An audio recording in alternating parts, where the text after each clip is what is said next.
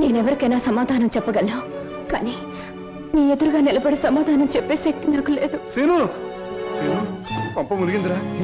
స్వప్న నీకేమైనా చెప్పిందా? లేదు. ఆ లంబోదరం గారి కారులో వెళ్తుందిరా.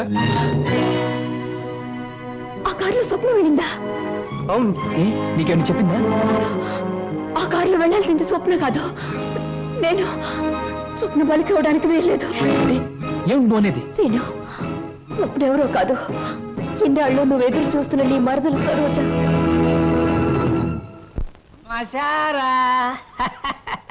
Already సరుగు ready. మాట మీద నిలబడే మనిషి అండి. అన్న మాట ప్రకారం వచ్చి కారెక్కింది. ఉన్న పొలాన్ని తీసుకొచ్చేసాను అంతే.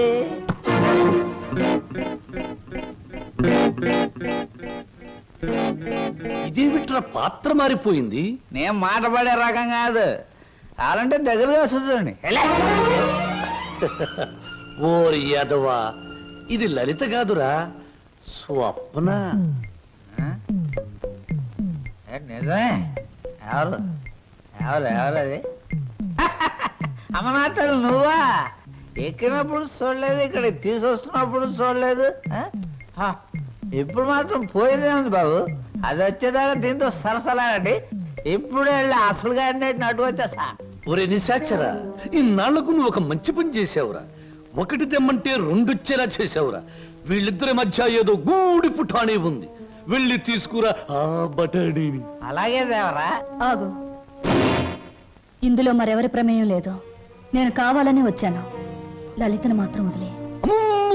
ప్రోగ్రామ్ ఫిక్స్ అయ్యాక అనుకున్న టైంలో ఆడది నా పక్కన ఉండకపోతే, ఛీ, నువ్వు మా వంశంలో తప్పబుట్టామని మా తాత ముత్తాతలు, వాళ్ళ తాత ముత్తాతలు కూడా కల్లోకొచ్చి లేపి మరీ తిడతారు. అది కాదు, నువ్వు నన్ను కోరుకున్నావు, నేను నీకు లొంగిపోతున్నాను.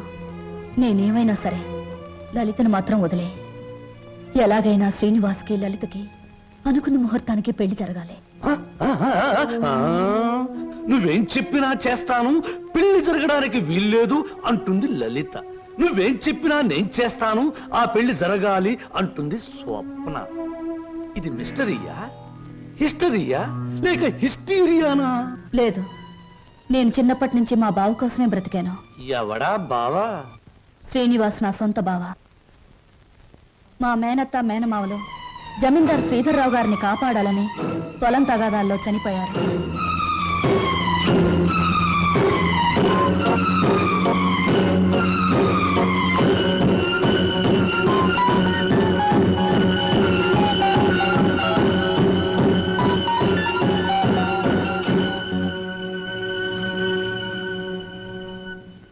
అమ్మా సరోజ. నా పేరు నీకెలా తెలుసు? అమ్మా, నేను నీ నాన్ననమ్మా. నీ నాన్నని లచ్చిని సీన్ని అమ్మేసి నేను దూరం చేస్తున్న దుర్మార్గుండి అమ్మా, దుర్మార్గుండి. బాబు బాబు, మీకు దండం పెడతాను, మీ కాళ్ళు అట్టుకుంటాను. అది నా కన్న కూతురు బాబు, దాన్ని ఏం చేయకండి. వదిలేండి బాబు, వదిలేండి. భలే చెప్తున్నావురా. అసలు నువ్వు నా దగ్గర తీసుకొచ్చే ఆడపిల్లలందరూ ఇటుక బిడ్డలు కాదురా, ఎవరో ఒకరు కన్న బిడ్డలే. అసలు ప్రాంతీసారా ఎందుకు కనిపెట్టారో తెలుసా? ఇలాంటి పరిస్థితుల్లో ఉపశాంతి కలుగజేయడానికి. ఈ సమాజంలో సెంటిమెంట్ విలువ కేవలం ఒక పెగ్గు బ్రాందీ. బాగా తాగు, నీ బాధలన్నీ. అవును నాన్న, ఎందుకు అనవసరంగా బాధపడతా? ఆత్మీయత, అనురాగం ఏనాడో వదిలేసి నీ ప్రపంచంలో హాయిగా బ్రతుకుతున్న మనిషివి నువ్వు. మళ్ళీ అవి గుర్తు చేసుకోకో. మత్తు దిగిపోతే ఈ సంఘటన చాలా భయంకరంగా కనబడుతుంది. పుట్టగానే తల్లిదండ్రులు బిడ్డను ఉయ్యాల్లో వేస్తారా?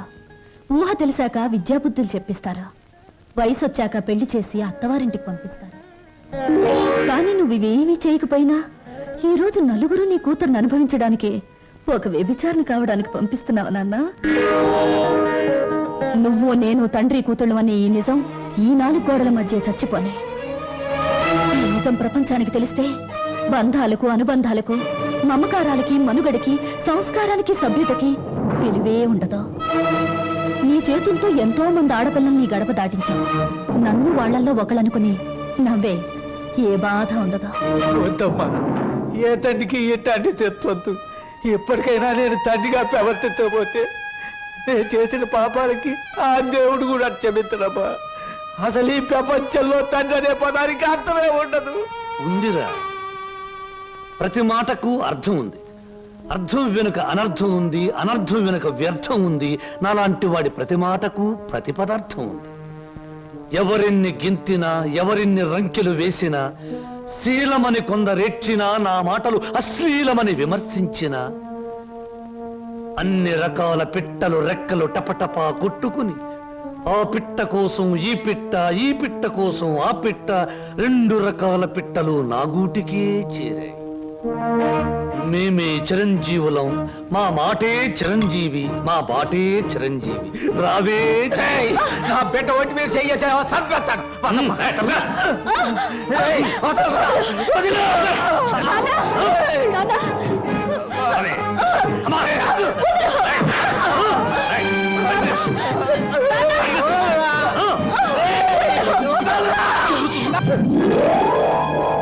రేయ్, నా బిడ్డకు అన్యాయం చేయకురా. రే, నా బిడ్డ బతు నాశనం చేయకురా.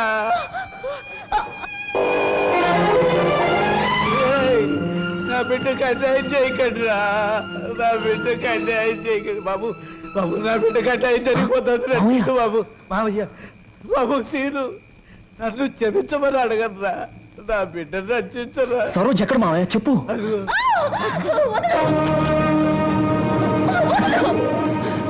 సరోజ,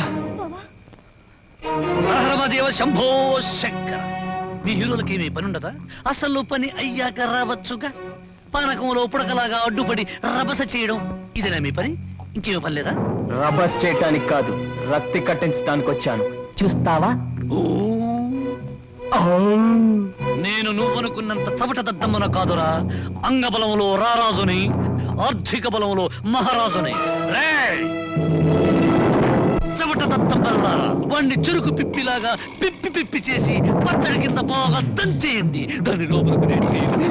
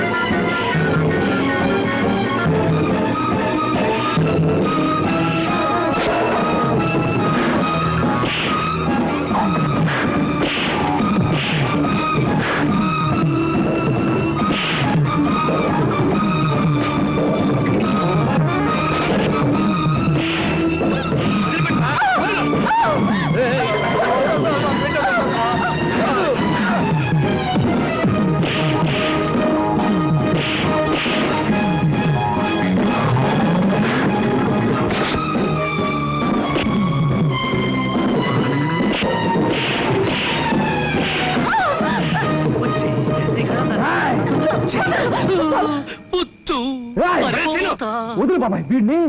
ఆగరా, నువ్వెందుకు ఆ నీచుడిని చంపి నేరస్తుడు అవుతావు? ఆగు. అవును బాబు, ఈడంత తేలిగ్గా సావటానికి వెళ్ళలేదు. జైలు గోడల మధ్య కుళ్ళి కుళ్ళి సావాలి. వీడి గుట్టుమట్టని నాకు తెలుసు బాబు. నేనే ఈయన్ని పోలీస్ స్టేషన్లో అప్పచెప్పొస్తాను. చిన్నోడివైనా నీకు చేతులు ఎత్తి మొక్కుతాను.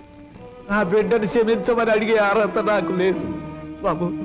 నేను చేసిన దుర్మార్గాల్ని మర్చిపోయి నా తప్పుల్ని క్షమించి నా బిడ్డని కాస్త ఆదరించు బాబు.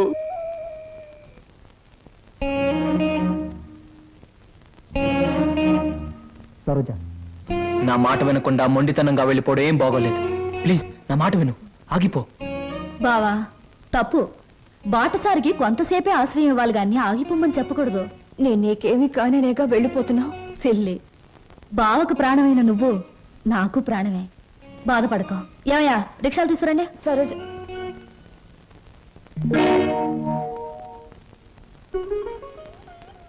అంకుల్, చీ చీ చీ, ఏమిటి మీ కళ్ళల్లో కన్నీళ్ళా? నో నో నో నో, అవన్నీ నాకే సొంతం. ఇంకొకరి కళ్ళల్లో చూడడం నాకు ఇష్టం ఉండదు. స్వప్న, నువ్వు అందరికీ సమాధానం చెప్పావు, నాకు కూడా సమాధానం చెప్పేళ్ళమ్మా. నువ్వు ఈ ఇంటికి వచ్చినప్పటి నుంచి నేను అభిమానించాను. నువ్వెవరో తెలిసిన క్షణం నుంచి నీ బాధను నేను కూడా పంచుకున్నాను.